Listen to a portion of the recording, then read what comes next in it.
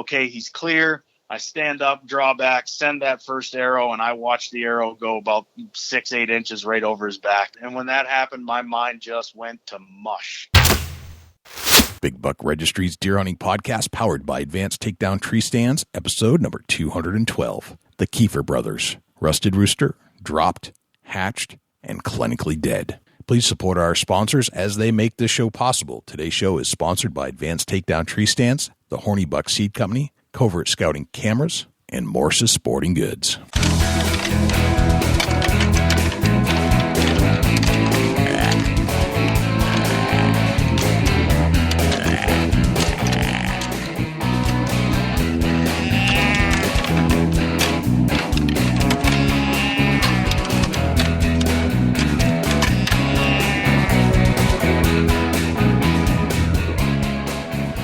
Big Buck Registry is a virtual museum of hunting stories. We preserve a piece of Americana by interviewing and recording hunters about their hunts and experiences from across the country. And who knows, maybe we'll learn a thing or two along the way that'll help us take our hunt to the next level. Hey, this is Bruce Mitchell, the Alligator Man. You listen to my favorite podcast, Big Buck Registry's Deer Hunting Podcast. Hi, my name is Joe Donito. I'm one of the Adirondack trackers at adktrackers.com. You're about to listen to my favorite podcast, Big Buck Registry. This is John Eberhardt. I've been hunting out of the saddle since 1981. I'm about to listen to my favorite podcast, Big Buck Registry, Deer Hunting Podcast. Hello, ladies and gentlemen, boys and girls, and fellow carnivores and predators. My name is Jay, and for Jim Keller and Dusty Phillips, welcome to the Big Buck Registry's Deer Hunting Podcast. As you may know, if you have tuned in before, we strive to bring you some of the best hunting content that the world has to offer by interviewing world-class deer hunters and digging into their bag of tricks so that you can do it too. Just a couple of housekeeping notes. The harness program is underway, and we need a little help. We have a couple harnesses. We also have many that have been requested. The problem is we don't have the budget to mail all these out, so I need your help. If you don't have a harness, but you have a couple extra bucks, these things cost between $9 and $11 to mail.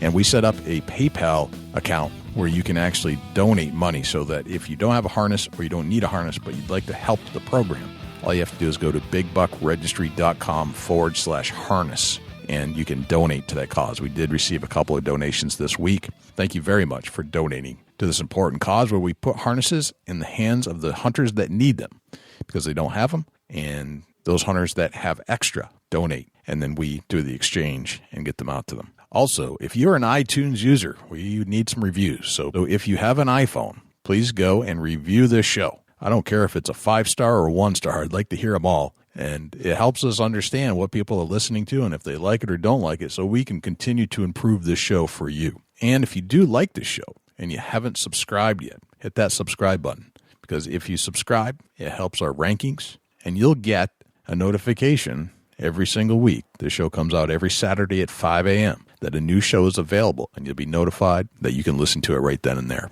This week's guest is the Keefer brothers, Chris and Casey. We asked which came first, the rooster or the hatch. Turns out they were both created around the same time. Chris and Casey Keefer, the host of Dropped, an Outdoor Channel show reminiscent of what might happen if you crossed The Amazing Race and deer hunting into one survivalist package, are behind all of those. Rusted Rooster, a production company, Hatch, a marketing company, and Dropped, a creative outdoor hunting television show. With the help of Jason Brown, Chris and Casey have created what is arguably one of the best concepts on hunting television.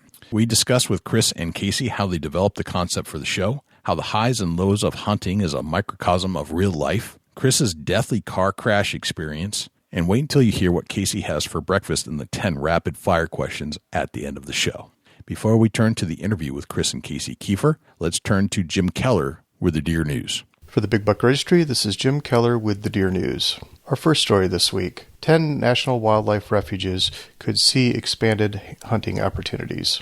This story was originally featured on the deerhunting.com website and was reported by Alan Clemens. In his latest effort to increase access to hunting and fishing on public lands and waters, U.S. Secretary of the Interior Ryan Zinke announced a proposal to open or expand opportunities at 10 national wildlife refuges. If finalized, this would bring the number of refuges where the public may hunt up to 373 and up to 312 where fishing would be permitted. The U.S. Fish and Wildlife Service manages hunting and fishing programs to ensure sustainable wildlife populations while also offering other traditional wildlife-dependent recreation on public lands, such as wildlife watching and photography. The unparalleled network of 566 national wildlife refuges and 36 wetland management districts means that there is a national wildlife refuge within an hour's drive of most major metropolitan areas. Hunting, fishing, and other outdoor activities contributed more than $144.7 billion in economic activity across the United States, according to the USFWS National Survey of Fishing, Hunting, and Wildlife Associated Recreation, which is published every 5 years. More than 90 million Americans, or 41% of the United States population 16 and older, pursue wildlife-related recreation. The USFWS is seeking comments from the public for 30 days regarding information pertaining to the proposed rule. For additional information, including a list of the areas being opened, go to www.regulations.gov, docket number FWS-HQ-NWRS-2017-0005. The proposed rule was published in the Federal Register on August 10, 2017. Comments must be received by September 8, 2017. More than 50 million Americans visit refuges every year. National wildlife refuges provide vital habitat for thousands of species and access to world-class recreation from fishing, hunting, and boating to nature watching, photography, and environmental education. In doing so, they support regional economies to the tune of $2.4 billion per year and support more than 35,000 jobs.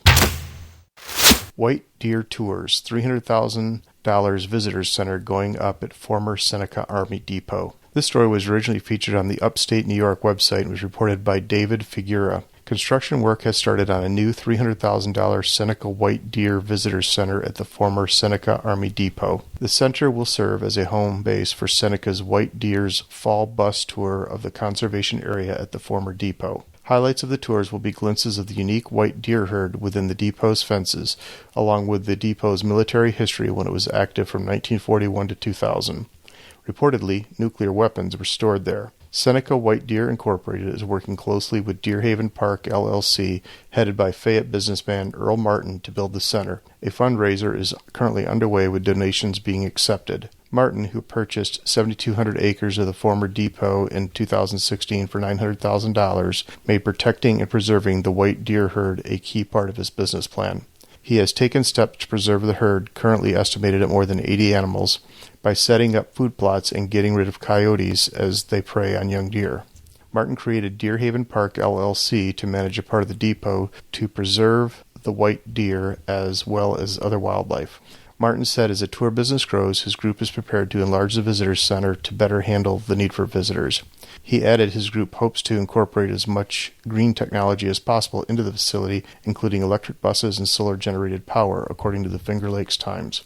Credit card donations for the center can be made through the website senecawhitedeer.org. Chronic wasting disease still a threat in New York despite few cases. This story was originally featured on the WSKG website and was reported by Sarah Gager. At the Cornell University Diagnostic Lab, a brain sample is taken from the corpse of a deer. This is where deer are tested for chronic wasting disease, or CWD. The deer was acting dazed, walking in circles in a resident's backyard. It eventually got scared, ran into a fence, and died. It may have been dazed after being hit by a car, but in case of disease, a sample needs to be taken. CWD is a highly contagious disease that can have devastating impact on the wild and captive deer populations. New York State is safe, so far. It released a report earlier this year saying the state is another year clear of the disease. After deer tested positive for CWD in 2005, the state revised their surveillance program to be more proactive. Last year, they collected about 2,500 samples from different deer. The tests alone cost around $60,000, but it cost the state over $1 million to control that one case in 2005. 21 states have reported cases of CWD in their wild herds. New York hopes to stay out in front of it. That concludes this week's edition of the Big Buck Registry's Deer News. For links to the stories featured this week, please check our show notes at www.bigbuckregistry.com. If you have any ideas for future topics or have any questions about any of these topics, please email me at jim@bigbuckregistry.com. For the Big Buck Registry, this is Jim Keller with the Deer News. Thanks to Jim Keller with the Deer News. Without further ado, here is Chris and Casey Keefer. Chris and Casey Keefer, welcome to the Big Buck Registries Deer Hunting Podcast. How are you, my friends? Doing well. Looking forward to it. Happy to be here. Guys, we've been eager to talk to you for some time, and we had last spoke at SHOT Show, and I pinned you in the corner. I said, all right, you got to come on my show, and you said, okay. We're hard to nail down, man. Usually we're out in the middle of nowhere tooling around with no phone service and no anything, so we're pretty hard to pin down. We don't get back to civilization much. That's exactly what the issue is. You guys are very, very rarely plugged in to the point where you can sit down and do a show of some sort. So I'm deeply appreciative that you are joining us on the show. It's very, very nice to have you guys. Absolutely. So guys, let's talk about you. Where are you from? Where'd you grow up? So right now, Chris and I live in Michigan, but where we started was way back in the hills of western Pennsylvania. We grew up right outside of Pittsburgh and about 20 miles from the city in a town called Fox Chapel. We grew up there, and basically Pennsylvania is a lot like Michigan in a lot of ways. I mean, hunting is much more than just a sport there. Hunting's a lifestyle. So, if you're born in Western PA, much like a lot of parts of Michigan, you kind of get indoctrinated into the hunting and fishing and outdoor lifestyle at a pretty early age. So that's pretty much where we got our start. That's like part of the culture. Yeah, it is part of the culture. I mean, the entire state of Pennsylvania on that side, the western side, I mean, as a kid, that's all we did, play sport and hunt. That was pretty much ingrained in us from a very young age.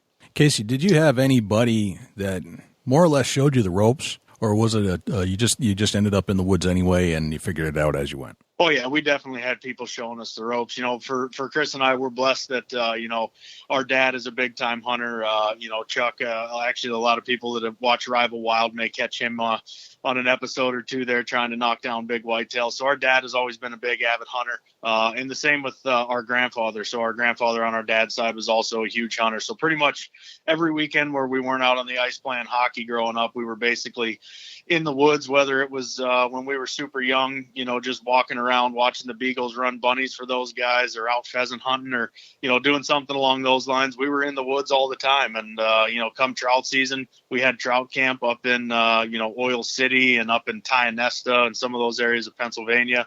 And it was always a family thing for us. It was always Chris, myself, our other brother Cody, when he eventually got old enough, dad, grandpa, cousins, all that kind of thing. So it was always kind of a family atmosphere in the outdoors, which is, to us, part of what it's all about. Gotcha. So it's ingrained in your souls in a lot of ways, it sounds like. Oh, yeah. Okay. Chris, do you remember the first gun you ever shot? Yeah, I do. Obviously, I think a lot of young kids start out with that BB gun. And I can remember back to when Casey was talking about chasing those rabbits. Our grandfather was a big rabbit hunter and bred beagles. For basically our childhood, we had litters of beagles running around all the time. And, I think going out with him, he had an old shotgun, that I think to this day, Casey still has it. Yep. Nice. That's one of the first times I've ever shot. It was, I think it was an Ithaca, Casey. Is that right? Yeah. We've got, the old Ithaca and then that Winchester Model 12 nickel steel.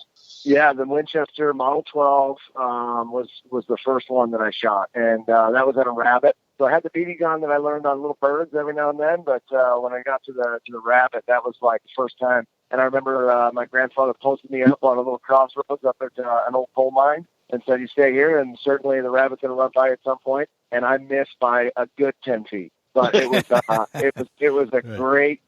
Like right then and there, I was like totally addicted. I was like, oh, wow, this is something that I could do forever. And, it was pretty exciting. That's awesome. Very cool. Casey, what was your first gun? Same gun? Yeah, same gun. Surprisingly enough, it started with that old nickel steel Winchester Model 12. And like Chris said, I still have that gun to this day. And it's, that gun will never get sold. That gun will get passed down from generation to generation. That's one of those things you just can't move. But, we moved quickly thereafter, when it was time for us to actually start hunting. We moved right into shotguns of our own. I'll never forget our dad bought us 2 shotguns. Basically, the same gun. There were Winchester Youth Model 1200 pumps. And those guns were pretty much identical, except Chris's gun was a little bit darker than mine, and I still have that first shotgun. And Chris, I'm pretty sure you still got yours too. Yeah, I still got it. Well, that's fantastic. What age were you when you started carrying your own gun that you had individually for yourselves? I think I was 12. I was 11 when I started carrying my own gun in Pennsylvania. I remember taking my hunter state pistol course back in the day, and, graduating and like feeling like, I had just graduated high school. I was so proud. I had like this giant, in Pennsylvania, they have those huge licenses that go in the back, and I was, I can remember like getting mine and walking around like it was a graduation certificate, for days on end, like, look what I got. So, yeah, I was pretty young, but I that's when you could start hunting back then. And right. I was full blown, back then they just set down a stump and say, I'll be back in a couple hours. That was kind of how I learned how to deer hunt. Was sit here and this is what's going to happen. And my dad would explain absolutely everything to a D as to what he thought was going to go down. And then at dark, he'd walk by and say, well, what you got? And I shot one or I didn't. And it was definitely trial by fire, but it was certainly fun. I mean, it's a big deal to get a gun from a parent, isn't it? It's like a rite of crossing. It's an event. It's a big deal. It really is. And I think, for us, those are some of the fondest memories of actually, Dad coming home. And I can remember, and there's 4 years in age difference between Chris and I. And I can still remember the day, though, when he came home with those shotguns and it was like, all right, boys, here you go. It's that you're ready to take the next step. You can kind of go out on your own and do your own thing and be responsible. And, it takes a lot of guts for a parent to do that. But at the same time, we had good teachers. We had, like I said, our dad and our grandfather both who put a lot of time and energy and effort into showing us the right way to do things and how to handle ourselves in the woods and everything else. And, if it wasn't for them getting us started off on the right foot, we wouldn't be here doing what we're doing today. Right. Gotcha. Casey, what does hunting mean to you? What's your philosophy of hunting? What does it mean to you now? That's an awesome question. I think there's so many different answers that I could go with on a question like that. But when I break it all down and kind of boil it down to its most simple form, hunting to me is about the camaraderie and spending time enjoying the outdoors the way it was meant to be with friends and family. So, when I first started out as a hunter, of course, you want to get that buck or you want to get that doe or whatever you're out there chasing. If you're in the West, maybe it's an elk. If you're up in Alaska, maybe it's a moose. Everybody has that drive and that desire to try to get what they're out there after. And I think, as I matured a little bit and I kind of made my way through my hunting career, so I guess you could call it, I really turned to just one thing, and that's enjoying the time in the outdoors with friends and family. I mean, for Chris and I, we're lucky enough that as family, we get to spend a lot of time together in the outdoors, whether it's in the whitetail woods, hunting our leases all over the place, or 30 days in the middle of nowhere for drops. We're always together. And I remember, one time we got split up on a hunt. And it was one of those deals where, he ended up being successful without me being there, and I ended up being successful without him being there. And it was just weird. It was one of those weird, awkward, like, man, I don't have anybody to celebrate this with. I don't have anybody to turn around and, high five and enjoy the moment and share the story with. It's kind of just me out here. So I think for me, that's the most simple thing. It's time in the outdoors the way it was meant to be with friends and family. Gotcha. Chris, what about you? Same thing?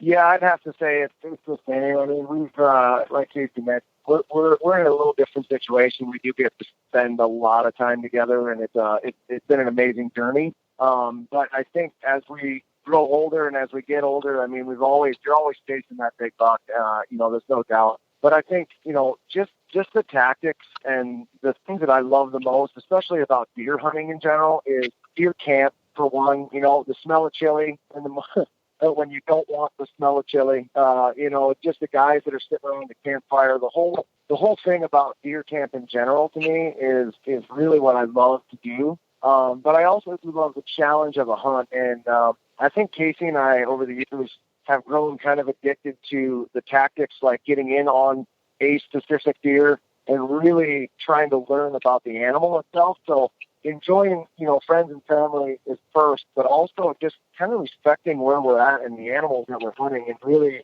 trying to kind of play that game, with them, that one-on-one to see, what we can do and what we can come up with. And I think every now and then we kind of have to check ourselves and remember where we're at. Again, we're lucky to go to a lot of places. We go to Alaska, we see Zealand, and when you're there, it's not about the actual kill shot on a hunt for us. It's about that entire journey and that story. And, you're able to come back with those memories. And you talk about those for days. It's funny when you come back from a hunt, at least in our world, we never actually talk about the actual shot on that animal. It's always about what happened on this day, or when we were on top of that mountain, or when you went into that tree stand. And I think it's all those memories that you can create on one outdoor experience, whether it be hunting, fishing, or anything in the outdoors. It's just the memories created, I think, is what makes it so addicting for us. Gotcha.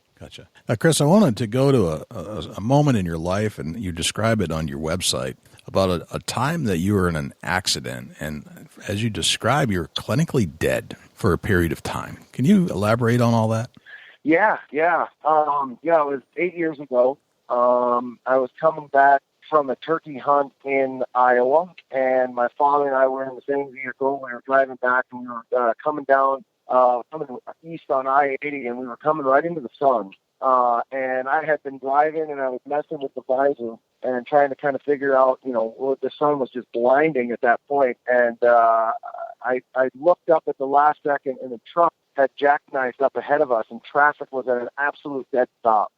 And there was a car in front of me that had 3 kids in it, and I can remember seeing those kids, and I veered to the right. I swerved, I missed the kids, missed that car, and unfortunately for me, there was a refrigerated truck on the side of the road that was broke down right there, and I hit that truck at about 62 miles an hour. Wow. And I was sliding on my side, so I took the brunt on my side, and it completely caved in the vehicle, and fortunately, my father was in the passenger side, and it literally kind of created a shell around him. Yep. And he was able to step out of the vehicle, but when he stepped out and came around the other side, I was laying there, the top was sheared off, and I was, pretty much at that point, I wasn't breathing, and I was, from what they tell me, I was gone, and so by the miracle of God, I was about gone for a couple minutes and then came back, started breathing again and started coughing. And they were like, "Are you kidding me?" And so, long story, the fire trucks got there and cut the roof off and pulled me out, got me to a hospital. And to be honest with you, there's a period of time there that I have no recollection of whatsoever. But I can tell you that I broke my femur and my ankle in 6 places, and my knee, my face, my orbital bone. I've stitches for days. Can't even count how many. Lost my vision in my left eye, and was in really, really bad shape. Took me about 1.5 to 2 years in a wheelchair to a walker to a cane to learn how to walk again on that side. Again, I was my vision came back. I had surgery, and just again, I think it's basically by the grace of God I was able to get my vision back, and and so here I stand today, kind of the motto to our slogan of be alive and just kind of live every day for fullest. And I've tried to make every day since then count. But I went through a pretty rough period there for a long time, and I think it was for the support of my wife and my mom, dad, and my brother Casey, Cody, and all like our family, everybody, my sister-in-law. I don't think that I'd be standing here today. So it was a pretty unbelievable turn of events that wasn't planned in our lives, but we definitely got over it and overcame. That's absolutely mind-blowing. It's crazy. Yeah. I was in a clinical coma, like it put me in on medically induced for a little while. I don't exactly know how long, and then I was airlifted back to Michigan and spent the rest of that year in a hospital bed in my living room. Wow. And all while having a 4-month-old baby. Wow. So my wife was an angel at that point, pretty much, and all of my family chipped in and helped her, and it was just unbelievable. So yeah, I was kind of that old curmudgeon that was sitting in the bed, really wanting to be outside, and and I was just all fucked up. They said, "Just sit down," and I was like, "Okay." So, but yeah, there's a period there that I don't remember, and I'm sure Casey remembers it. I know we've talked about the day he got the call. It brings back kind of a rush of memories, but yeah, I mean, it was just a bad time in our lives. But I think through faith and through everything, we just stuck to it, and we came out. And so now I'm climbing mountains at 8,000 feet, and we're hammering away. So it's been a pretty amazing journey. Gotcha. Casey, do you remember the call? Oh yeah, I remember the call like it was yesterday. It was It was crazy because I remember it so well. That very same day, I had got probably the best news of my life on top of the worst news just hours later. So I had gotten word earlier that day. I ended up, my wife, Lisa, is from Saskatchewan, Canada. Yep. And we had met up there, and I was actually trying for about a year and a half to 2 years to get her full-time visa to be able to get her here to the States for longer than just 6 months. Gotcha. And that very day, I got the phone call that morning that Lisa had been approved for her visa and everything went through. She was actually up in Saskatchewan at the time. And, of course, I called her and we talked about it and, kind of celebrated. And we were all excited, a year and a half to 2 years worth of hard work. And she finally gets her visa and she's here in the States and we can be together for good and all that good stuff. And then, that night, the Ottawa Senators were playing the Pittsburgh Penguins in the first round of the playoffs. Right. Wow. I had just cracked a beer to watch the Penguin game, and I turned and I looked, and my mom was standing next to me on the deck there at the house, and she had a piece of paper in one hand and a phone in the other, and was shaking uncontrollably. And I was with a buddy of mine, and I said, "You take her, and I'll take the phone." So I grabbed the phone and I grabbed the piece of paper, and all it said was, Sergeant, I don't even remember what his name was, but it just said Sergeant something, Illinois State Police. So I ended up calling that number and I got a hold of him, and he said, your dad and your brother were in a really bad accident. Your dad's fine. Everything seems to be okay with him, but your brother's a different story. We're not sure if he's going to make it. Wow. So there was that deal. So I got to go down and be the one that, knocked on the door at Chris's house with his wife, Katie, and his brand new baby, Kylie, and basically give them the information of, hey, I just talked to these people, and he's in the hospital and they're doing the best they can, but I suggest we jump in the truck and take off and head to Illinois. So, that was a pretty tough deal to do, but that's exactly what we did. We buckled up and jumped in the truck and we ripped down there as quickly as we could get there and just settled in for the long haul and for the road to recovery. So the day that happened will live in infamy, I think, in all of our minds. It's right. One of those deals you never forget how it went down or where you were, It seems to me that life is like that, where you have incredible highs followed by the yin and yang of incredible lows. And it's like life tests you. And I think hunting is like a microcosm of that, where you have highs and lows in the deer woods or whatever you're hunting, and it tests you mentally and in many other ways. Yep, I agree 100%. And when I look back on that time, it's a little bit crazy because Chris and I think at that point we were both coming off careers as big game guides. We both guided kind of all over the world, and we started getting into the TV thing, and really, we were into the infancy of what we were trying to do with a television show. And instead of, just putting a show on the air, we wanted to come out and tell a story, and a unique story, whether it be good or bad, whether we'd be successful or not. We always said we'd stick to the story, and that's what we wanted to try to do. So here we are, relatively young, in the infancy of what we're trying to do, and just really, catching on with some viewers and some sponsors. And now all of a sudden we go through this ordeal to where, Chris is in the hospital and basically immobilized, for a year and a half, going on 2 years, getting his vision back in his eye and, getting the femur healed up and the ability to walk again and everything else. Hunting was kind of the last thing on our minds in terms of for sport. But at that time, we're also doing it for a living. So in order to put food on the table, we had to keep going and we had to keep pushing. So basically, it was a one-man band there for about a year and a half. And I can remember, going on bear hunts, and I'm strapping the camera to the tree stand, trying to film myself because he's not there, and, trying to, pull the weight on that end, all the while he's laid up at home grumpy as hell because he can't be there, so that kind of, just like you said, and hunting really is a microcosm of that. It's those ebbs and flows, and it's the ups and downs that you go through on every single hunt and every single sit, those sits that you start off enthusiastic, then you don't see anything, and then a deer shows up out of nowhere and you're back up on a high. I mean, life is very much the same. And I think, hunting and the way that we approach it, it can teach you an awful lot on how to handle yourself in everyday life if you can handle the ebbs and flows of a good hard hunt. Right. Absolutely. Now, Jim Keller has been listening in, and you guys somehow have a connection, right? Back to, was it college or high school? Ferris State in Big Rapids, Michigan. So, Casey, did you go there first and play, and then Chris came along behind you? No, so Chris is actually older than I am. So I was in Saskatchewan when he started there. his freshman year. I was still in high school, and then I went to Saskatchewan. I moved up there to play my junior hockey career before I came down. So Chris was there first. And did you guys play together then at any point? One time, Yep. I think. Oddly enough, I was a graphic arts major, and had no idea what I was going to do with graphic arts. And, it's kind of funny now today owning part of a marketing company. and all we do is graphic arts for the outdoor industry. And it's kind of ironic and oddly funny because I've talked to some of my professors from there. They do laugh at me and say, I would have never guessed. And I said, me neither. So it's kind of funny how things come around. Right. That's crazy. So you actually got to use some of your college degree. Yeah. I never thought that I would be in the position I'm in today. I never thought that's the career path that it would take me, especially getting into television and hunting, and as we grew into that, started our other companies.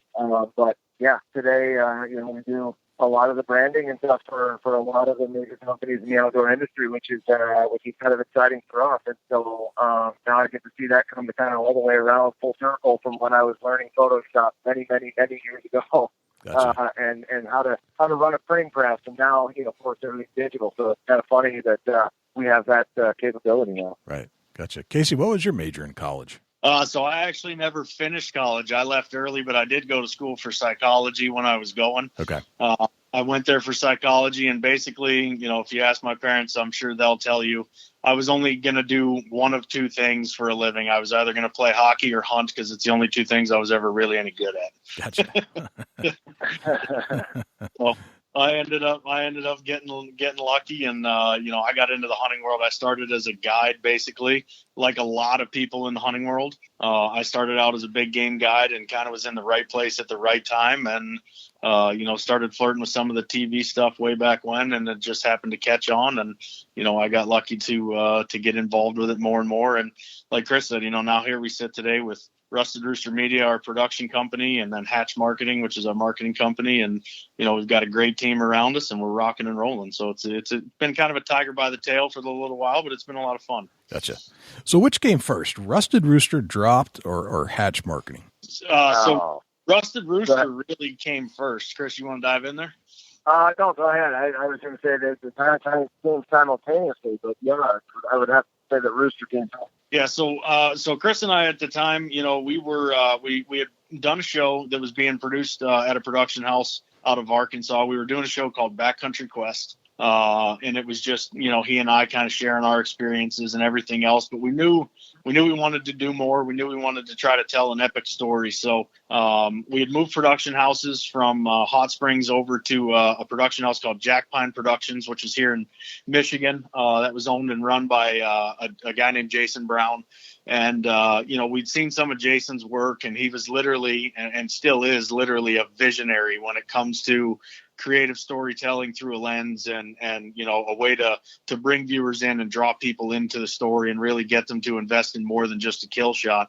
So we'd reached out to Jason and teamed up and worked together on Backcountry Quest for a couple of years. I think probably Chris, like 3 seasons, I think, where Jason was editing and doing all that stuff. And we came up with this wild and crazy idea one night. When the three of us first sat down and met, we knew we were aligned in what we were trying to do with bringing these experiences and these stories to people in a much deeper way. So we knew we were aligned there. And eventually we came up with this idea of, hey, we need to go do kind of a do-it-yourself deal up in Alaska. And it started out as, well, okay, we'll film it for Backcountry Quest.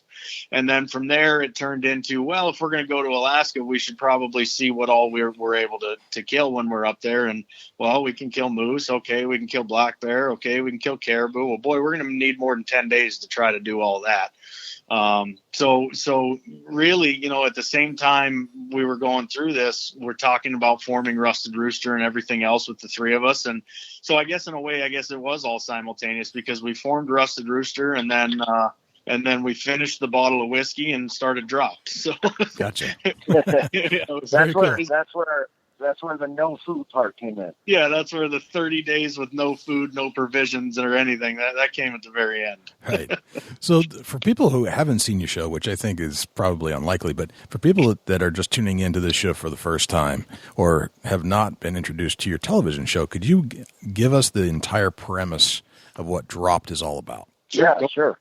Yeah, so basically with Dropped, We're going into our 7th season, I believe, Case. Is that correct? Yeah. Yeah, we're going into our 7th season right now. We started out on Sportsman Channel, and we've been on the Outdoor Channel now for the past 2 seasons. Basically, Casey and I, we get dropped into the middle of the wilderness for 28 days or more, a month, call it a month. And we get dropped in now with 0 provisions. So we go in with nothing. We get dropped to a location. We don't know where exactly we're going to get dropped. We know the valley or the river system, but we don't know the exact location. For example, this year we got dropped in New Zealand. And so we got dropped in by helicopter. We land, and whatever is sitting there when we get there is what we're able to use. So they give us cash items along the way. And so we get whatever's there, we're able to use that, and we get a GPS coordinate in another time frame. And so they may say you've got 3 days and, this is X amount of miles, and you can get to there. And when we get there, there's another cache. If we don't get there, then they pull the cache. So if we don't make it in time, we don't get the equipment. And we just kind of earn our way through and hunt extremely hard way and just kind of live off the land. So we go in with no food, no provisions whatsoever, and just live off the land. And whatever we can kill, catch, or pick is pretty much our diet for the month. And we just go in for an epic adventure, and we try to tell the story through the lens.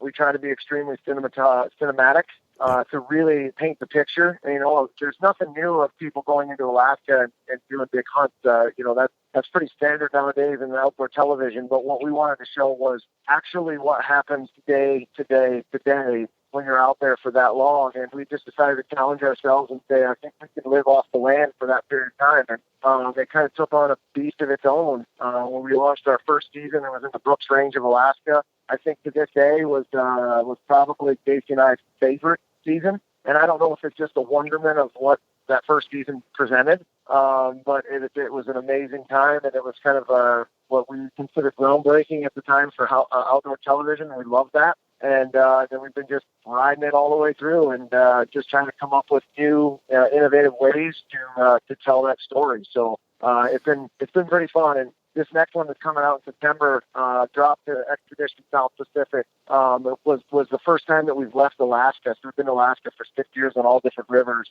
and it was unbelievable to be able to change locations, kind of put us in a different environment and challenge. Was just so much fun. That's awesome. Chris, we met at an ATA show, I'd say, 3 years ago or so.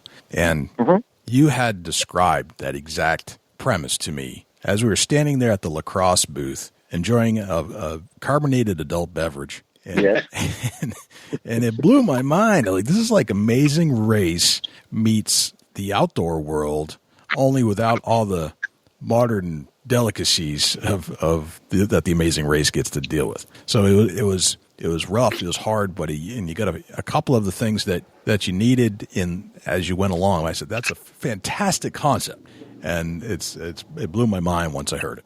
Well, I think I appreciate that. I remember that conversation as much as I remember those carbonated beverages as well. Right. But I think one of the things that Casey and I think what really set us off in the beginning and why it started to grow was the survival shows were really taking off mainstream television at the time. Right. And as we were watching them as producers, and having been big game guides and literally spent so much time out there already, that was nothing new for us to spend 28 days in the middle of nowhere. Right. It was just a matter of documenting it the right way. But what we wanted to do is actually make it a month long and make it so that we're nomadic in the fact that we have to move. A lot of those shows that are out there today that are in the mainstream world, they're a little bit different in the fact that they have to stay there. And, in a survival situation, you wouldn't just stay there and hope food comes to you to go find it. So Casey and I kind of wanted to be nomadic in the fact that we could move and do 110 miles on a river or do 86 miles through a mountain or just go from point A to point B and really kind of earn our way through. And we've never claimed to be survivalists at all. We're not. But what we always tell people is that we're bush savvy.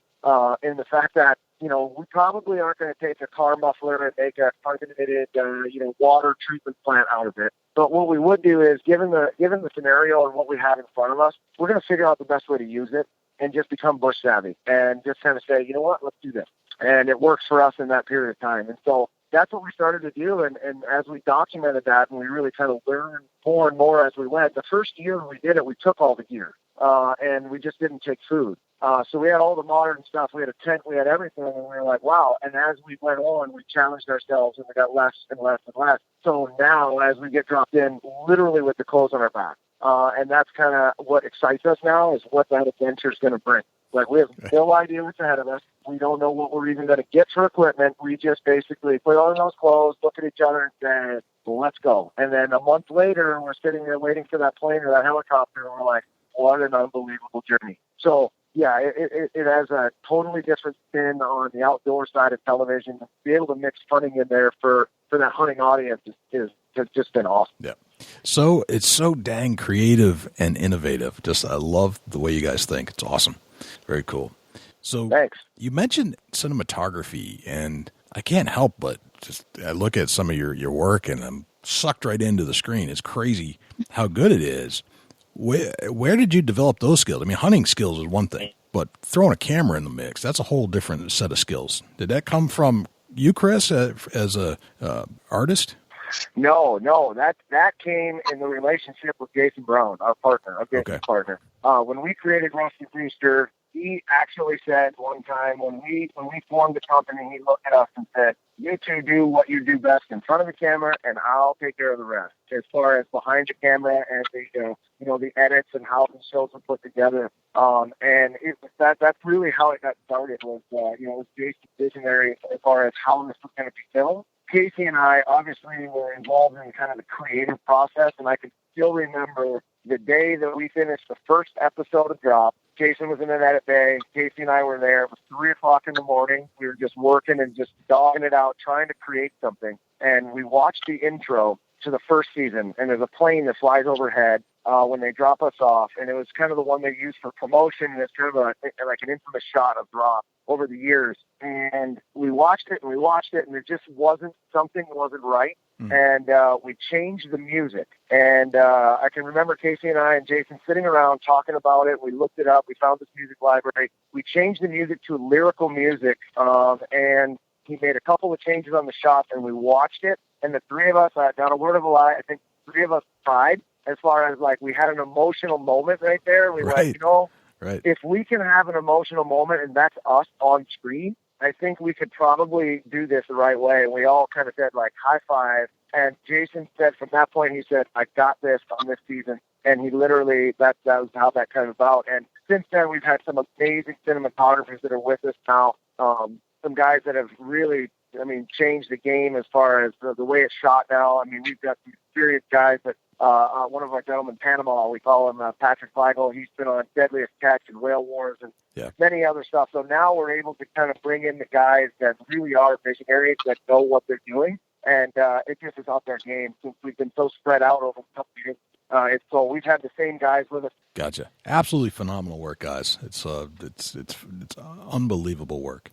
So Thank you. Let's talk about some of your hunting tactics and techniques that you've developed over the years relative to your big game guiding and to just being dropped in the middle of nowhere and having to live off the land kind of stuff. And specific to deer hunting, are there techniques and strategies that you have found to be useful no matter where you go? Yeah, absolutely. I think so Chris and I, we have this discussion a lot amongst ourselves, and we get questions like this pretty regularly. And one of the things that we do over the last little while is especially on Rival Wild, our whitetail show, is we've tried to kind of share that process with people through the show. So what we've basically done is kind of broken it down and developed a scenario where we have what we call our kill factors. And that's things that we take into account on any given hunt that are going to lead us to a measurable level of, are we going to be successful or are we not? Okay.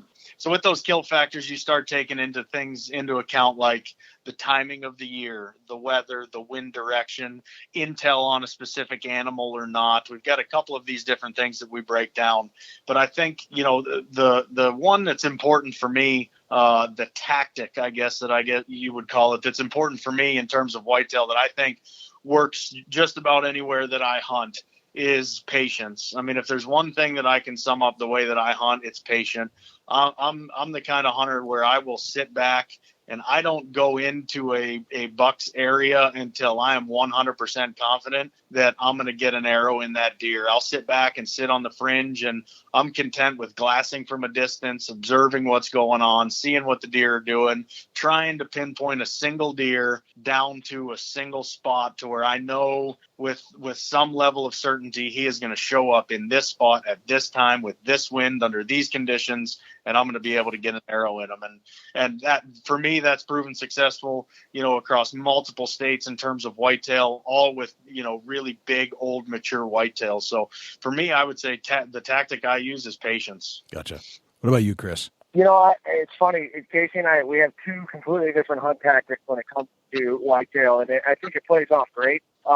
My hunt tactics, I respect the patience because it takes the right person to have that type of patience, and I think it's an unbelievable tactic. And as a matter of fact, it's probably worked more than mine because he's got a lot more bigger deer than I do, so maybe I have to start listening to him a lot more. But for me, I'm in. I like to get involved, so I like to get kind of in deep right away, and I like to see what they're doing. So I want to know what kind of calls are happening, what they're working, is it grunting, is it rattling. So I actually go in and try to get as close as I possibly can. But I really, really, for me, and a kill factor is intel. Trail cameras, modern technology, things that are out there today that can help you get in. And you have to remember that Casey and I are in a little different situation in the fact that we're kind of managing our properties. We're fortunate to have kind of some big leases that we manage, and that we're looking for a specific deer a lot of the time. So we're going in trying to hunt one, maybe two specific bucks on our property. And so I think having the patience to pass is what grows big bucks. He'll never grow any bigger if you shoot him. And so a lot of times that's difficult because so many factors play into that. And I think it just depends on what state and how much land you have and, all that. And so the other thing is that intel, just being able to gather as much information. And so for me, I like to get in there to see can I see him? Where is he traveling? What's he doing? What's the trail cameras telling me? Where am I picking him up on camera at what times, and trying to match up all of that stuff so that I can get in there and figure, okay, we're both getting intel and we both like to get involved, and Casey likes to stay back and kind of work the fringes, and I like to just get right up in there and see what these deer are doing. So it actually plays out well because we can get back to camp and he can say, I saw this buck out in this field tonight, and I can say, in there was this action, and we kind of are able to play off each other and see and end up with the best results. Gotcha. Very cool. So being dropped in multiple locations, how many different species of deer have you hunted? Let's go with Casey. Oh, geez. So for whitetail, I've hunted whitetail all over the U.S. through the Midwest, but then I've never hunted elk, surprisingly enough. I have hunted mule deer. I was fortunate enough to go on an absolute killer mule deer hunt last year in Alberta, and that was pretty successful. I ended up taking a deer we called the Majestic Lion after, I don't know, I think, everybody loves the name. We come up with some creative names. That's excellent. It's so much easier than saying, the Big Ten with the kicker off his left G2 and the drop on his beam. I mean, just give the deer a name. Absolutely. So yeah, I killed the Majestic Lion in Alberta. He went 208. So, I've hunted mule deer, I've hunted whitetail, moose. Obviously, we've taken moose, caribou. But really, that's about it. I've never traveled out of North America aside from the South Pacific to hunt. Down there, I've killed Sika deer. I've killed Himalayan tahr. Never did kill a red deer when I was down there or anything like that. So really, North America is kind of my bread and butter. Okay. So Casey, if you're being dropped in the middle of nowhere and for 30 days, you must stink pretty good by the end. So how do you deal with like scent control and all the things that we talk about almost daily when you have access to a shower like that? So you stink an awful lot is like the most severe understatement. It is. It's bad. So you got to remember, you get my brother and myself, and then two camera guys, because that's all we take out there with us. Our production crew is only two guys. Right. So the four of us, locked up in a tiny little tent when we're fortunate enough to get a tent is pretty rough. But yeah, scent control is a huge thing. So, when we're in Alaska, obviously there's times where, we've braved it and, you just gear right down and jump in the river and try to get a quick rinse off, at least if it's with water. Other times we've been able to, heat up a little pot on the fire to at least try to, rinse your hair, rinse your face. But at the end of the day, you smell an awful lot like campfire smoke too when you're up there. Right. We burn a lot of fires in Alaska, and believe it or not, that used to be a pretty big hunting technique. And I know there's still people out there that do it. They literally smoke their clothes out. So, the scent of a campfire can be so overpowering and overwhelming for an animal that they have a hard time detecting, other odors in there. But that's something that we don't like to rely on. Basically, my whole thing, and I know Chris is much the same, is nothing can ever replace hunting the wind. There's a lot of really good scent control products out there. ScentLock makes a great piece of clothing. They've got an effective technology that Chris and I were fortunate enough to use for a long time. But nothing replaces the wind. I mean, that's just the way that I always look at it, is nothing is a surefire thing to fool a deer's nose or any animal's nose for that matter. So playing the wind is the number one most important thing. And I think that goes into our decisions wherever we hunt, whether it's a tree stand in the Midwest or some mountain range up in the Brooks in Alaska or New Zealand, wherever it may be, wind is always number one. If the wind's not right, then generally speaking, we're not going to even try it. Right. Gotcha. So, it's actually kind of interesting. So this year on Rival Wild, we did something a little bit different. The fact that a lot of people have issues with they get a lease, but they don't have anywhere to stay, like a hotel where they can't find a house. So Right. we decided to set up a hunt camp, and we set hunt camp there, and we actually took one tent. We were using the big Cabela's, the Lactac tent, and we set one off to the side, and that was our silk-free tent. And inside that tent, we had ozonic unit with Right. the bag. And so that was like a great technique for us to be able to just take our clothes, put in those bags, fuel up that tent. That way that campfire smoke, the griddle, all that stuff kind of stayed out. And of course, we had a little outside shower that we were able to kind of soak down and do that with. But as far as like washing your clothes over and over again, we could just dump it in and nail it with ozonics, and then we were good to go after that. So different techniques for different places. And whitetail, there was that technique. As we go the other way, it's different. So it's definitely that was an interesting thing this year, and it worked out really, really well. Very cool. Because you hear about these guys that are so fanatical about scent control to the point where they don't even hunt the wind because they think they've got it contained so much, and they probably do. But I think you got to have access to all the right cleaning equipment, and you have to wash your clothes and take showers, and that doesn't necessarily happen if you're out in the middle of nowhere for 30 days. So I can see where you have to rely on other things, but having an ozonics machine in your camp must be a huge advantage. And the smoke technique, and of course, hunt the wind is always the big one if you have to, or if you don't have access to all the other things. Yep. Yeah. And I'll give you an example just really quickly on the whitetail thing. So when, having the ozonics is critical for us because, if you hunt the wind the right way, you hunt the stand the right way, and you do your due diligence and keeping your scent down with a product like ozonics, you can get away with, hunting one particular stand. And there's a deer that I took a couple of years ago. We called him Megatron. And he was a pretty impressive deer. He's a 183-inch mainframe 8-point. He was a beast. And I hunted that deer 18 days in a row from the exact same tree stand and never busted a single deer. So, there's a lot of guys that, that I hear, hey, I'll only hunt that stand 1 or 2 days. And, that certainly is the case for a lot of stands. But every once in a while you have that area where the deer come from a certain direction. And as long as the wind is right, you're doing your due diligence for scent control, you can stick it out and ride it out. And I ended up killing that deer, after 18 days of hunting them daylight to dark every single day. So, Gotcha. There's, like you said, there's different techniques that you can use, and having, products available to us now that really change the game in terms of scent control are definitely beneficial. Gotcha. All right.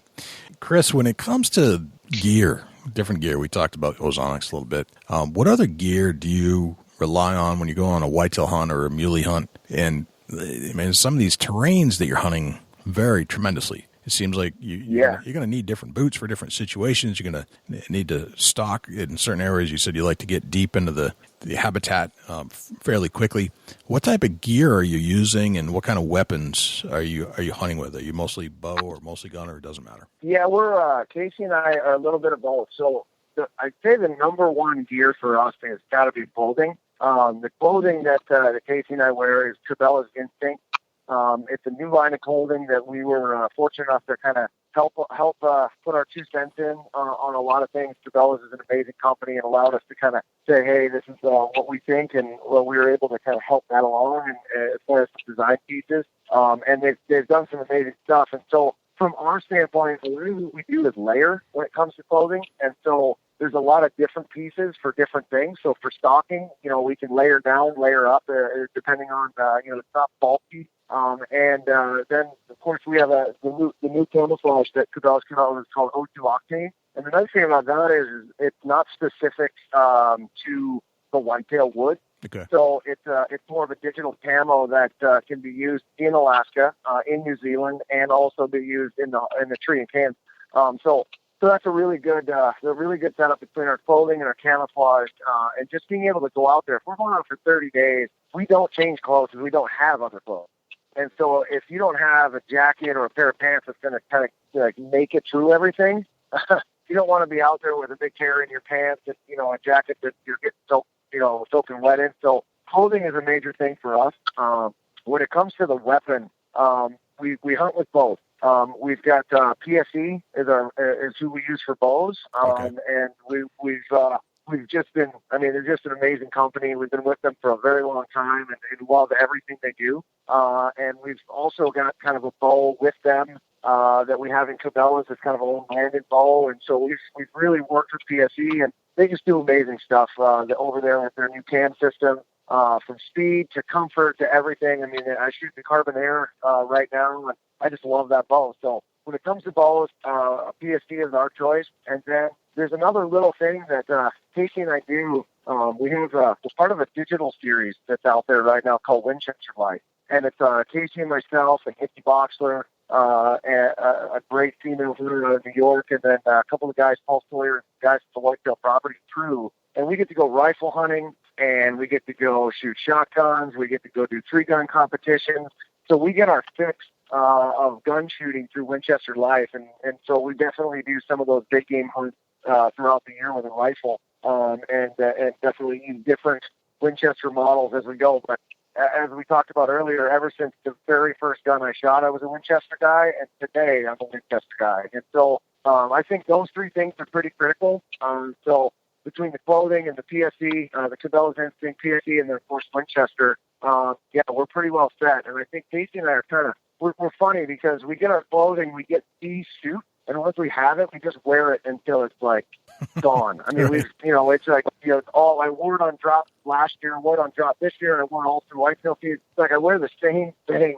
I can't not wear it, and I just beat it to death. And you got to have something that's gonna hold up, and so that's proven to do that over the last 12 months. That's pretty cool. So you beat the heck out of your equipment and especially your clothing, and it's shredded by the time you're done. Yeah.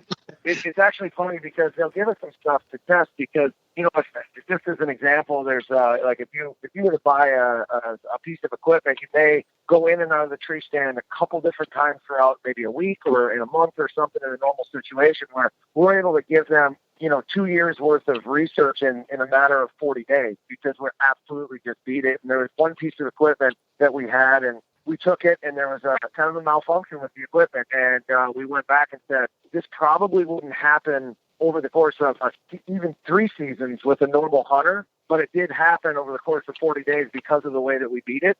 And they were able to make a change, and they came back, and it's a better product today, and they've never had that issue. So we're able to really beat up the stuff and put it to the test. And if it passes, where we're at, then it's a good piece of equipment. And we've been with our same sponsors for a very long time because we believe in all of their products and trust them. And we're not one to kind of flirt and jump around a lot. As a matter of fact, we've really stayed loyal and been with our companies since really the beginning. A lot of them have been with us for 10 to 15 years. So that just goes to show you how good their products are and that we believe in them, and we're able to kind of test and give them information. And a company that's willing to take that information back is always a good company. Right. Gotcha. I mean, how can you go wrong with Winchester? I mean, it's like you're not American if you never shot a Winchester. Oh, man. No, there's no doubt. I mean, Winchester just breathes. I mean, we love working with Winchester, and our production house does a lot of the short films. It's very amazing. stuff, like little stories that they tell. And just to be able to tell those stories, from our standpoint, they're amazing stories. And we always sit back and watch it and go, we were fortunate enough to tell it. It has nothing to do with Casey and I, maybe with the story of the veteran, or there's one called Deer Season that's got, close to 3 million views or something like that. I mean, those stories, we're able to say, those live in infancy with Winchester forever. So, 50, 60, 100 years from now, if someone else is doing all this stuff, and they'll be able to say, hey, have you ever seen these old films? Check this out. And that's a pretty cool thing for us to be part of. That's awesome. And you got to hunt with Nikki Boxler, you said. She's fantastic. She was a guest on our show, in one of our most downloaded shows that we've ever had. Yeah, Nikki's great. Nikki is she's the all-American girl, isn't she? She can really do it all. She really is. And she's a serious hunter too. I mean, it's not all just looks for the camera. I mean, she's hardcore. Oh yeah, no, Nikki's great. She's the only female in I think we had like 5 different guy hosts that she can hold her own in camp. It's fantastic. We like razzing Nikki and like to have a lot of fun with her, and she's just a great sport, and she's been a fantastic addition to the Winchester team, and I think she does a great job. I mean, she really does love to hunt. I mean, loves to hunt everything, loves to fish. She's still got to take me on a musky fishing trip, but she does like it. She owes you. Yep. That's funny. What do you guys like for broadheads as far as do you use expandables or using fixed, or does it depend on what you're hunting? So expandables. So we use Rage broadheads. We've used Rage broadheads for a long time, and I don't see myself switching anytime soon. I think, Rages have always performed well for us. We started out way back with, the first Rage 2 blade, and then went to the Rage Titaniums when they had the Titaniums, and then from there went to the Rage Extremes, and then from the Extremes went to the Hypodermic, which actually was kind of cool because we had our hand in actually helping design and brand and bring that whole product to market.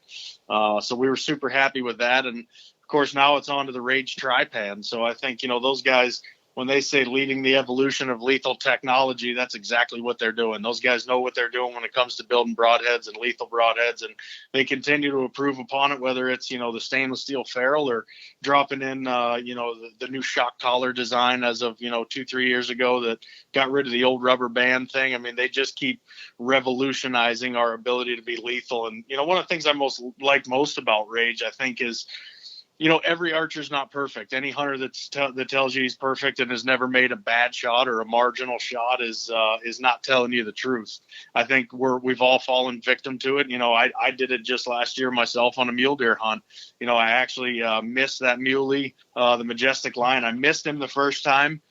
Sent the arrow down and it nicked a branch and sailed right over his back. And I was fortunate enough to get a second shot at him. And the second shot, I hit him, but it was a marginal shot. It was a little bit high. I had a good angle, so it ended up clipping the other lung on the way out the backside. But, in that instance, I'm a firm believer. And if I didn't have that Rage on the end of my arrow, I don't know that deer would be on the ground the way he is today. I mean, I think, the wound channel that you get from a Rage broadhead and that rapid expansion and everything just lends itself to, if you do make a marginal shot, it gives you the upper hand, in my opinion, if that makes sense. So I think, that's what we've been shooting for a long time, and I don't think I see myself switching anytime soon. Very good. Excellent. Well, thank you for that, guys. Let's move on to a memorable deer hunt. And I asked each of you to think of a memorable deer hunt that you've been on recently. And Casey, I don't know if we're going to go down the Majestic Lion path or not, but it kind of feels like we should. I don't know. Yeah. We can go down the lion path. We can elaborate on him a little bit. All right. Very good. Let's hear the Majestic Lion hunt story. Okay, so Majestic Lion. So first off, Alberta mule deer has been on my bucket list for a long time, and not necessarily even Alberta mule deer. I wanted, whether it was Eastern Colorado or Alberta, I wanted to do a spot and stock mule deer hunt for just one of those epic, big bodied, big frame, gnarly mule deer. I mean, I just always had this vision of doing a spot and stalk for one of those deer. So I got fortunate enough last year to go up to Alberta and hunt with Alberta River Valley Lodge, Lee McNary up there. Great guy. It's a little family run outfit. They've got some fantastic ground. We went up there. Chris and I went up there actually with our partner with Rooster, Jason Brown, and then our dad. We took Chuck up there. The old man wanted to take him on a muley hunt. So we go up there, and we went up there for 10 days in September chasing muleys. And I got fortunate enough to get put on this deer. We were looking for that they didn't really have a name for. They had a picture of him, but Sure. didn't have a for him. And the first time we saw him, we named him the Majestic Lion. But to make a really long story short, I hunted him for 10 days the first time. And out of those 10 days, I saw him one day. In the morning, we made a stalk on him. We got to 68 yards. He was bedded up. He ends up standing up, walking the opposite direction, stops at about 104. 104 is a little too far for me. I'm not pulling an arrow at a deer that size at 104 yards, let alone any deer. So I was stuck with standing there and basically watching him walk away. So he walked away and disappeared out of my sights, and we went, back to the ebbs and flows. We went from an extreme high to an extreme low all in about 2 hours. Later on that evening, we ended up finding him again. We glassed him up and found him. So I made another stalk, and as luck would have it, I got to 68 yards again. And he got up and went the opposite direction and never offered me a shot opportunity. So over the course of 10 days, I had that one day of 2 encounters with him, and that was it. I mean, other than that, I was pounding my head against the wall. We never saw him. And nothing. It was 1 out of 10 days. So at the end of the trip, Lee basically said to me, you're coming back. I want you to come back and see, we got an awesome story going with this guy. I want to see if we can get him on the ground. So I went back in October. And it was completely the opposite of September. I was planning on going back up for 7 days, and day number 1, literally at daybreak, just enough light to see through the spotting scope, and we found the deer. Wow. So we found him, and the stalk ensued. We crawled across a cut pea field, which I don't know if you guys have ever seen any cut pea fields in Alberta, but they look like the top of an end table. They're bare dirt with not a dang thing to hide behind. So wow. We made it work. We quarter wind them the whole way. We crawled probably half mile across the pea field. Took us a couple hours. I think we started the stalk right around 7 a.m. and somewhere in there. And by the time I actually got up to where I needed to be and loosed the first arrow, I sent the first arrow right around like 12:15 or something along those lines. So it was a long stalk and it was a drawn out deal. But when I sent that first arrow, the deer had stood up and he came across in front of me, and Lee was with me, and of course my cameraman, Aaron, one of our field production guys who's with me everywhere I go. The deer was in front of us, and he stood up, and Lee stands up and grabs a range on him and gives me the range and says, "Okay, go." So I stand up to try to send an arrow, and when I do, I realize the deer's standing head on. He's facing me, directly. So I hit the deck again thinking, oh gosh, here I am standing up tall in the middle of a pea field. Like there's no way I can make that shot. And I look behind me, and Aaron is so locked in on the camera that he's still standing up in the middle of the wide open with the deer standing at 60 yards. So thankfully I grabbed his leg and yanked on him, and he hit the ground, and it was quite the ordeal. But the deer ends up walking across, and he comes across in front of us.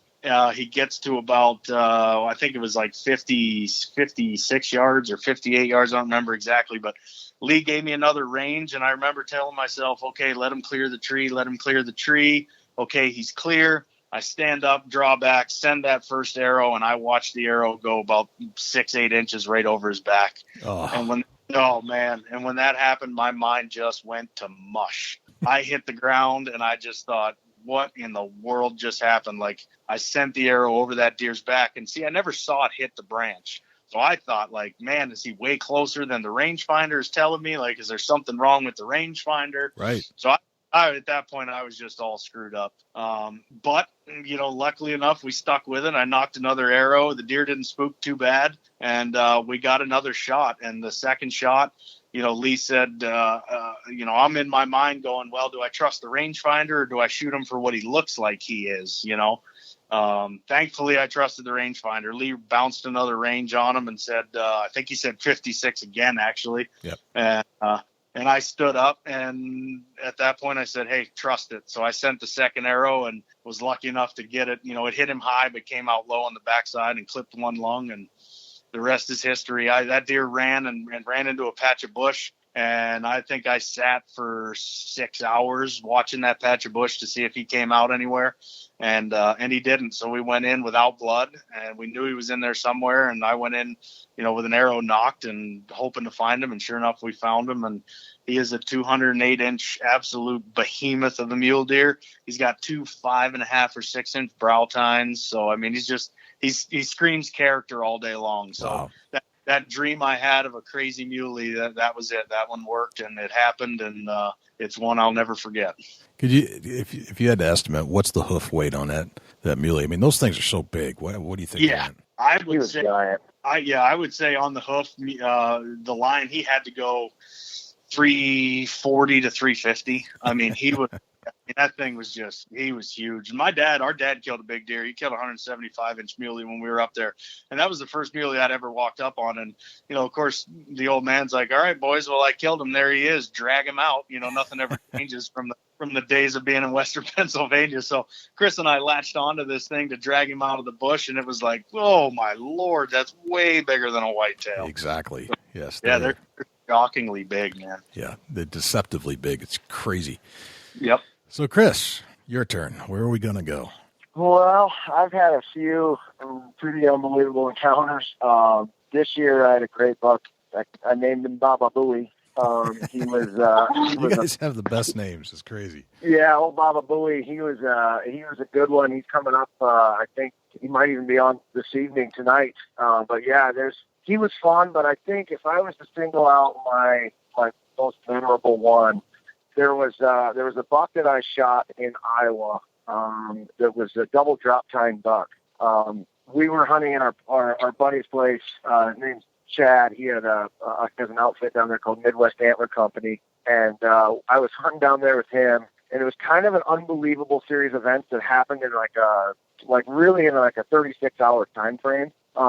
We got into Iowa. We literally got in the stand that night. Casey shot a 168-inch buck, called him in, amazing footage, came in, scraped in front of him, shoots this 168-inch buck, literally gets in the car and drives to Kansas. And I get up the next morning to get in the stand, and as he gets to Kansas, he gets in the stand and he shoots a 186-inch typical in Kansas the next day, right? So, right. I'm just not good at this. I mean, he really is crushing me right now, And it is an unbelievable, streak right there. In 2 days, in 2 different states, he's got 2 giants on the ground. And I hunted all morning, and I was coming back to camp, and we were driving past this one farm in Iowa. And if you've ever hunted out in Iowa, they've got the terraces, the corn terraces and things like that. And I just happened to catch a movement of antler way out on this corn terrace. And I stopped and glassed, and I look up, and here's this double drop sign, just a stud that was out laying down with it, bedded up with a doe. And I was like, well, he's right there. I have no reason to move, period. That's a giant. Whether I just watch him and he goes in somewhere and I set up on his farm, but I'm just going to sit right here and watch him.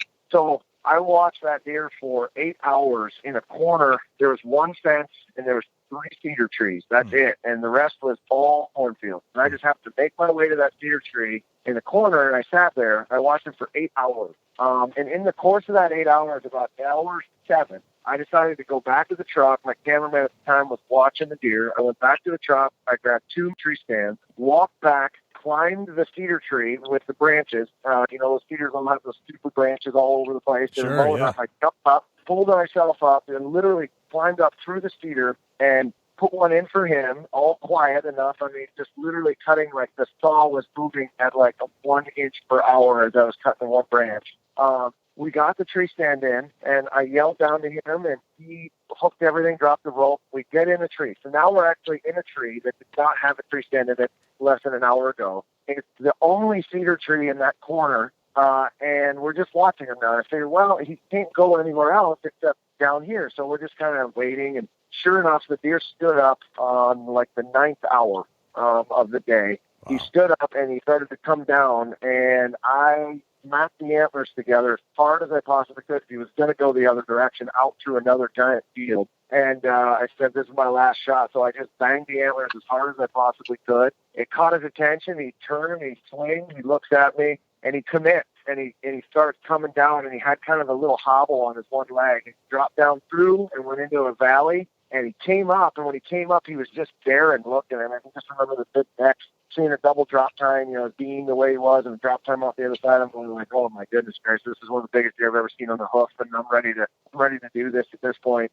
And so anyway, long story, he jumped the fence, and he comes walking right by, and there wasn't anything. He just walked right by at 43 yards. I made the shot on him, and after 9 hours, I just had one of those like conniptions that thank God my safety system was on, because I went nuts in the tree. I just couldn't believe that it happened. And it actually was that was the first. Not only was it was the first deer that I shot that was Louis Crockett. He's 175 inches, so that was like super special to me that he was the first one that I had killed over 170. But he also was the first buck that I ever had the pleasure of being. He was on the cover of Monster Buck, Yep. The Realtree Monster Buck DVD, and that hunt was on Realtree. And so growing up as a kid, that's all I watched was Realtree Monster Buck. And so for me to shoot that deer and to see him on the cover of Monster Buck that next season was just like, that was kind of like a career high for me. Right. Just because I had so much respect for Realtree and for what they've done, and all of those Monster Buck videos was just amazing. And so I got to see myself on there, and then I got to see Casey also on there with his 186 and his 168 that he had killed the 2 nights prior to me shooting mine. So in a short period of time, we had a lot of antler on the ground, and we were having an unbelievable season. And it just kind of all came down, and he had a drop time. And so it's really the only buck to this date that I've killed that had a drop time. So just so many firsts and so many unique things had to happen in order to shoot that buck. But you want to talk about patience, there's nothing worse than just standing there for 9 hours. I mean, I was starving. I was like, man, can we go get some tasty pizza or something? Like, anybody go get some anything? And we just were like, all right, well, we're here. We're not leaving. We'll eat later. We'll just hang out, see what happens. And sure enough, man, he walked right by that one tree, and we were able to take him. So it was a pretty amazing hunt. Wow. The Baba Booey buck. That's crazy. Yeah. Guys, there's a couple of amazing stories and a couple of amazing deer. And what an amazing period of time you were in. And 2 days and 3 monster bucks on the ground. Yeah, that was an unbelievable season for us. I mean, that was one of our best, I think, looking back. But we've killed some fantastic deer since, but never that much in that short period of time. That was like Halloween Day to November 2nd. It was like that. Right. That was just like we were done. And then we were done, and then we were like, oh, now we got to go find another day. Because now we were like, what do we do? Right. So it was incredible. We've never had that happen before. Isn't that Halloween week such an amazing week of the year? Oh yeah. That's my Casey ever anywhere else ever in life. You'll never find it except in the tree. Right. Right. Halloween is my day. That is my favorite day to be in a tree stand. It's just, there's something about it, the way everything looks with the colors changing and the cool breeze and the cool mornings and those antlers echo through the woods. I mean, it's just, there's something about Halloween day to me that's just my favorite day. And the deer always seem to move right around that week in a way that they haven't moved all year. It's just it's a phenomenal, enlightening week for I think most deer hunters across the country. Yep, that's when that switch gets flipped. In my opinion, that's usually when it is. So. That's right. That's exactly right. Yep. Very good. Well, let's. That's the memorable deer hunts. I've got 10 rapid fire questions for you guys, and I'll bounce them back and forth. Casey, let's start with you. Casey, what's your number one hunting tip of all time? Play the wind. All right, Chris? Patience. Have patience. Patience. All right. We all have these items that we like to carry with us. Maybe they're good luck charms. Maybe they're actually useful tools of some sort. Other than your weapon, what's that one thing that you have to have with you and it drives you crazy if you leave it in the truck or at home? Chris, let's start with you. I might say for both of us, but it's my neck gaiter. Your neck gaiter. Oh, a good one. Very nice. My neck gaiter drives me nuts if I don't have on a neck gaiter. That's a good one. Yeah, I like those. Excellent. I second the same thing, neck gaiter. I think if I wear a neck gaiter, I can shed at least 2 layers of clothing. I can stay that much warmer, so I'm the same. Right. Good point. Very good point. All right, Casey, what's your biggest pet peeve in life? Oh, my biggest pet peeve in life. Boy, I have lots of them. All right. Geez, that's such a loaded question. Petty arguments, I think, are my biggest pet peeve in life. I think, when people worry about things that really they have no control over and they get into arguments over them, I think that's probably one of my biggest pet peeves. Gotcha. All right, Chris. Mine's just unhappy people. I'm just not a big fan of unhappy people. There's so many things to be happy about in this world, and there's so many things to live for. Trust me, I've been down the road of death. It's not the right way to go. Gotcha. I think unhappy people, be happy, regardless of your situation. Just be happy. Things will change. Right. All right. And I'll take your word on that, Chris. You've been there. You can speak loudly. Yeah, just be happy, and good things will happen. Right. Gotcha. All right, Chris. How old are you today? I am 37. 37. All right.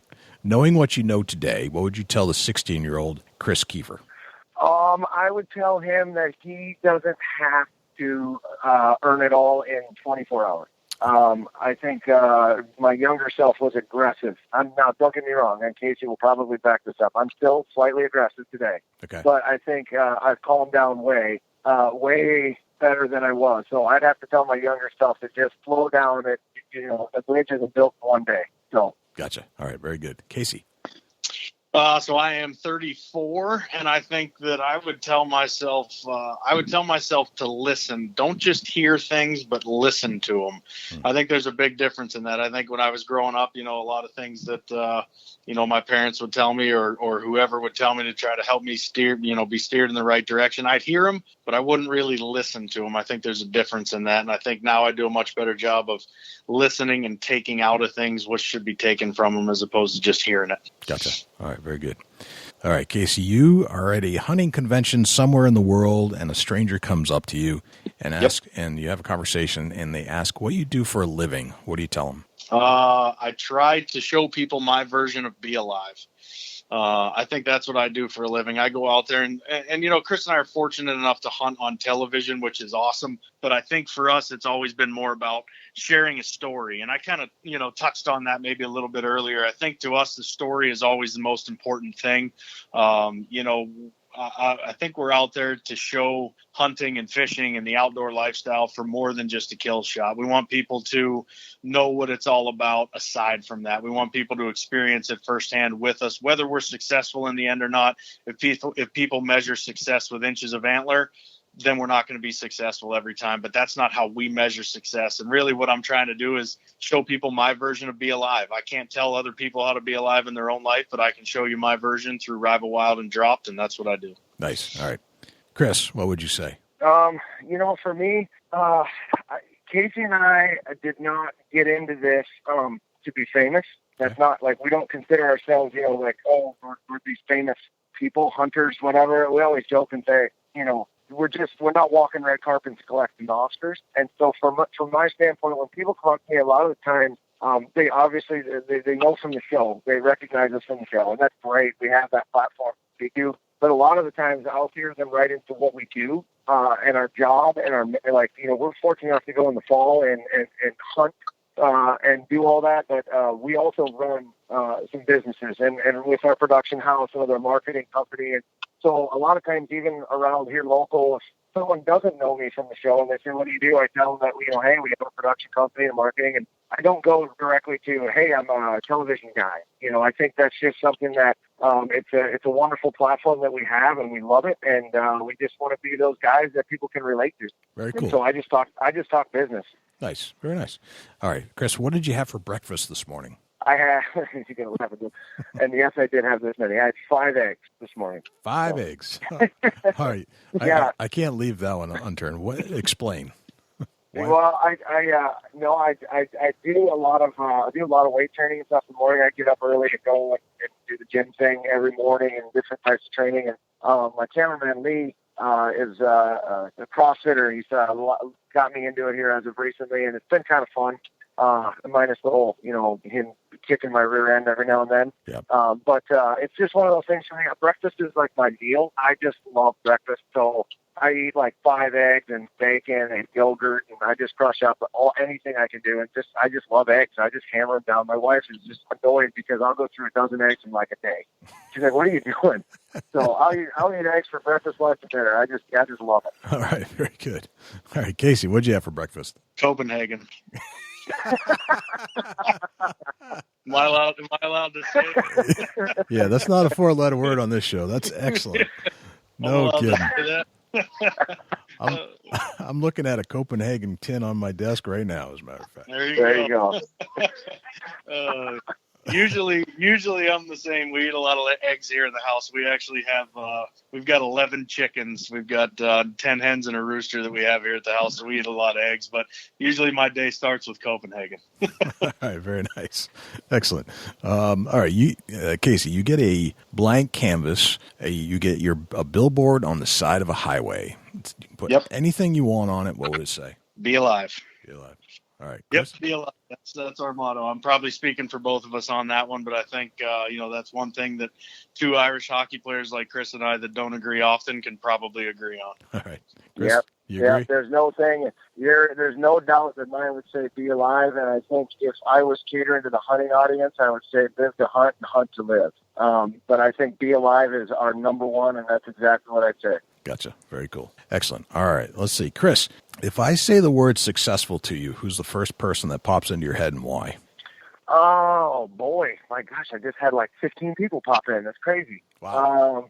I think it's, success isn't always measured with dollars. And for me, it goes back to the business and some of the people that I've seen that have grown brands. And I respect them. I think that the Drury brothers, Mark and Terry Drury, to me are super successful, and they are some of the guys that I look up to in this industry as far as being able to stay relevant and grow a brand and really run a business in the right way and make sponsors happy. And so when it comes to the hunting world, I'd say that the Drury brothers are probably one that I would that would pop in right away.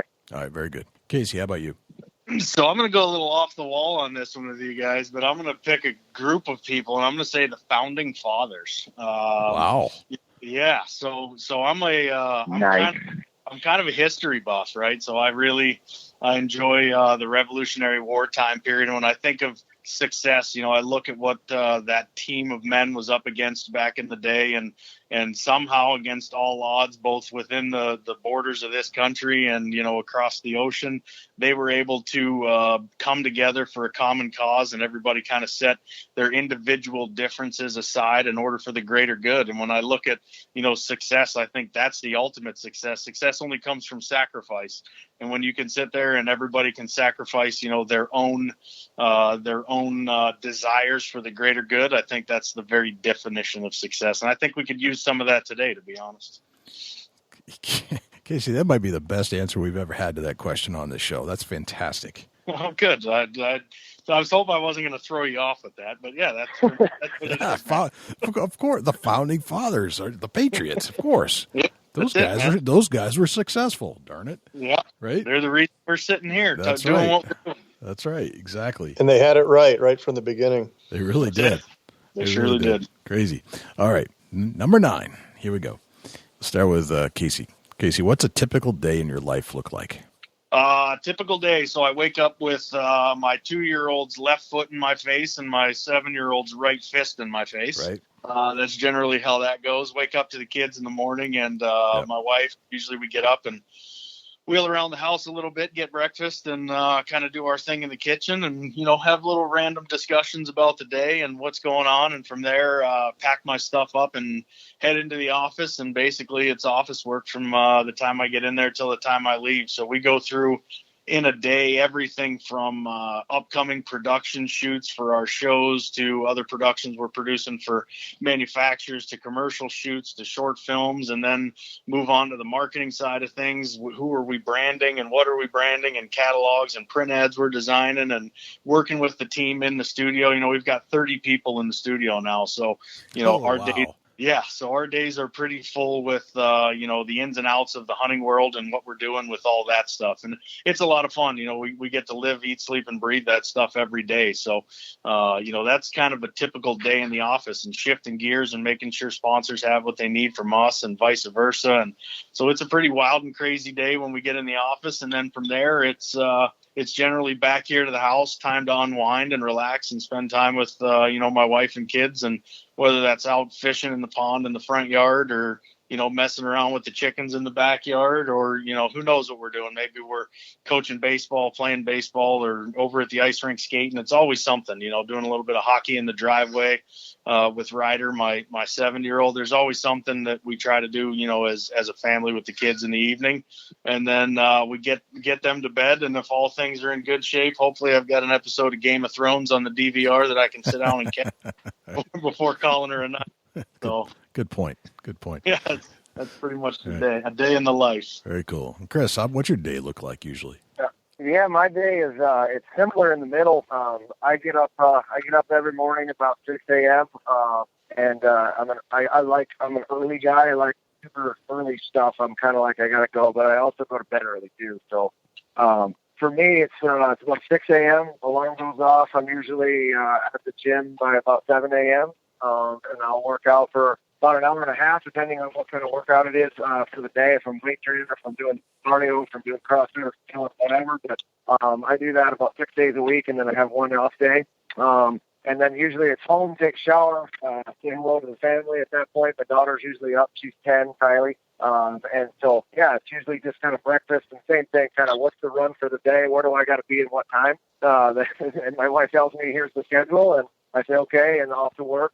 This time of year, like Casey said, I mean, we're just in production mode. And so, we like you mentioned earlier, we got 30 people in the studio. We got a massive team that's doing a lot of different stuff. And so for Casey and I to get in there, and we each kind of have our respective things that we deal with in the studio, along with Jason and Mark, our two partners. And we're just all over the place in the studio. And we look down, and it's 5 o'clock, and it's like, okay, what do we do next? And I'll try to squeeze a round of 18 holes in, because golf is kind of a passion of mine this time of year. And I've been lucky enough now that my daughter has started golf and loves it. And so now when she says, hey, can we do 9 holes, that it just puts a giant smile on my face. And so I say, yep, let's do it. So, may end up hitting 9 holes with my daughter, and then meet my wife for dinner. And by that time, I'm exhausted because I started at 6 a.m. And so it's kind of like get home and throw on Netflix. What can I catch up on? How far Game of Thrones, what's happening? And by then, usually halfway through, I'm out cold. And so my day usually ends with me waking up on the couch at some point, turning off the TV, and walking like a zombie across into the bed and starting all over again. So. Very nice. Very nice. All right. And last question. Chris, we'll start with you. What's a deer hunting day in your life look like? Ooh, a deer hunting day in my life. So about 4 a.m., alarm goes off. Let's take Kansas, for example. We sit in hunt camp. I hit the remote to the generator. She fires up. I got a Keurig plugged in. Lots of coffee. Yep. The outside shower always will wake you up, just because you have to make that walk from the tent to the shower. And so, yeah, so you're up now. I've got a cup of coffee in me, and then everybody starts getting up and around, and we make a game plan. What's the weather? What's the wind? What's happening? What's going on? And head to the tree stand. I'm usually about a 10:30, 11 o'clock guy is when I'll put the skid in, come back, cook breakfast, find something to do in the middle of the day, whether it's checking trail cameras, running stands, changing something. It's never, you always want to nap, and it's always good intention, but it never happens. And then it's basically turn and burn and back into the stand, and hopefully arrow a big buck and let the celebration around the fire begin. Very cool. All right. And Casey, what's a typical deer hunting day in your life look like? Oh, get up around 8 in the morning while Chris is pounding his head against the wall on morning hunts. Let him do that. Get in the stand in the evening. That's exactly right, dude. Get in the stand in the evening when I know there's a big deer coming through somewhere. Kill him, move to the next state, kill another big one there. Yeah, he pretty much has it down pat, doesn't he? That's great. It's all in good fun, but in all honesty, Midwest hunts for me, and everything's relative, right? So the size of deer you kill everywhere are relative. I mean, to exist in the area to kill them, when they're big. But the same with hunting styles. So for me in the Midwest, I'm not a big fan of morning hunts, to be honest. I think a lot of the places that we hunt don't lend themselves to morning hunts. I think you can actually do more harm than good by trying to get in there and blowing deer out in the morning. So a lot of times I will wait until daylight. If I'm not hunting in the morning, I'll wait until daylight. I'll jump in the truck and, drive some of the roads, or jump in the Ranger and drive some of the, farm roads and perimeter roads around our properties, or in certain areas where I know there is deer movement. And again, back to my patience thing, I'll sit there and glass with a spotting scope or the binos and just kind of take a beat on what's going on from a distance. And I like to sit back like that. So, when I feel it's right, if I think I can get in there in the morning and make a move, then I will. If not, then I just hang back. Gotcha. All right. Very good. Excellent, guys. This has been absolutely phenomenal time spent with you guys. I've learned a lot about you and how you go about your lives and where you've been in your lives. Where can we find more information about you online, social media, that kind of stuff? When's your show on? We know it's on the Outdoor Channel, but when can we expect to see it? Let's run down all that stuff. Yeah. Sure. So we got our website, Keefer Brothers, or KeeferBros.com is our website. You can go there and kind of learn all things. We've got some cool videos on there, and every now and then Casey and I do a thing called the couch session, where we sit down and take a whole bunch of questions from fans, and then we sit down and kind of give our in-depth look at it, and put those videos up there. And we do a lot of articles and gear reviews on there as well. So there's a lot of cool stuff on the website. And then from the social media side, we're super active on Facebook Live.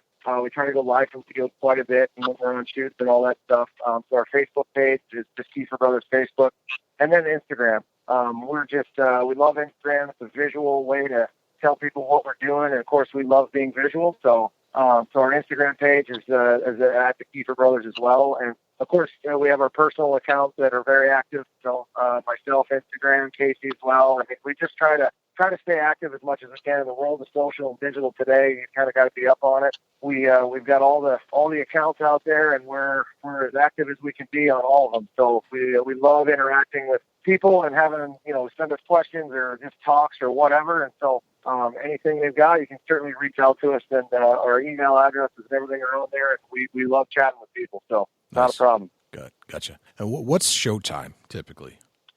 So Rival Wild airs over on Sportsman Channel, and show times, I believe Wednesdays at 9 is our anchor slot, right, Chris? Wednesdays 8:30 this year. So we actually just did Wednesday at 8:30 as Rival Wild on Sportsman, and it re-airs three times a week throughout the week. Yep, and then Dropped actually will be coming up Q4 over on Outdoor Channel, and Monday nights at 9 p.m., and then they're actually re-airing it Mondays at midnight, Saturdays at 1 a.m., and then Saturday nights at 10 p.m. as well. But at Monday at 9 p.m. is the first airing of the week. Very cool.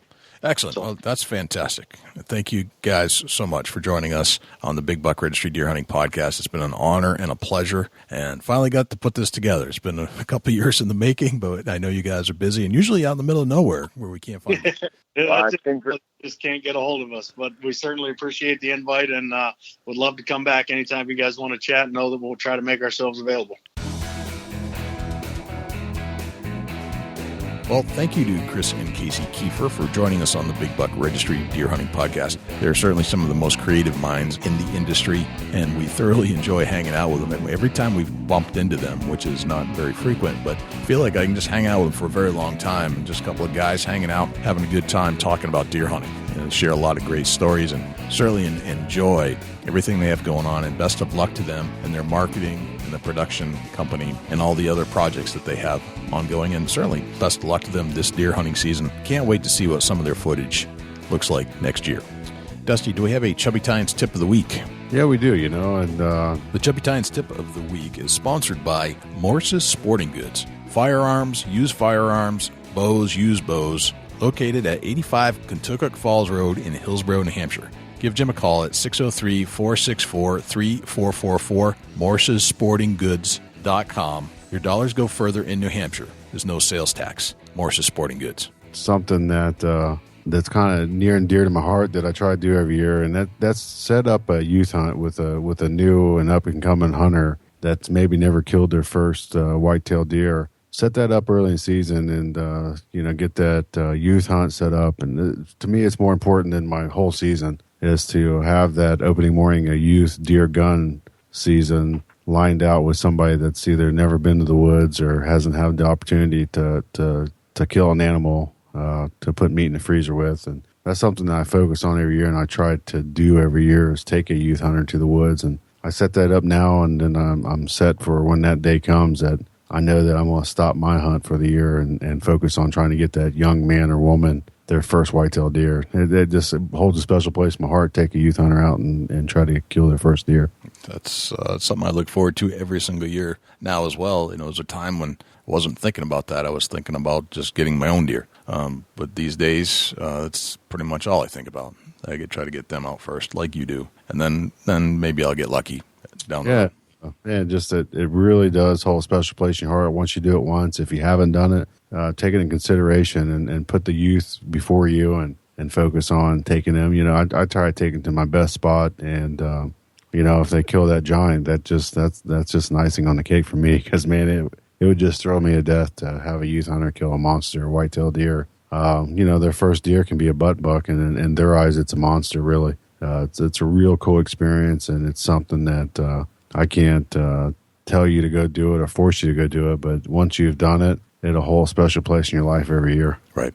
Very much so. Very, very much so. Well, that's great, man. Thanks for that tip of the week. That was fantastic. Thank you to Morse's Sporting Goods for sponsoring the Chubby Tines Tip of the Week. I'd also like to say thank you to all of our sponsors. Without them, this show is not possible. And specifically, I'd like to say thank you to Advanced Takedown Tree Stands, Covert Scouting Cameras, the Horny Buck Seed Company, and once again, Morse's Sporting Goods. I truly believe in each and every product that we're advertising on this show. We've tried them all. We've been to the stores. Each and every one are absolutely high quality, high grade products. And if you're shopping for any one of these types of items, please give our sponsors a shot first. Dusty, where can we find you when you're not hanging out here in the studios with me?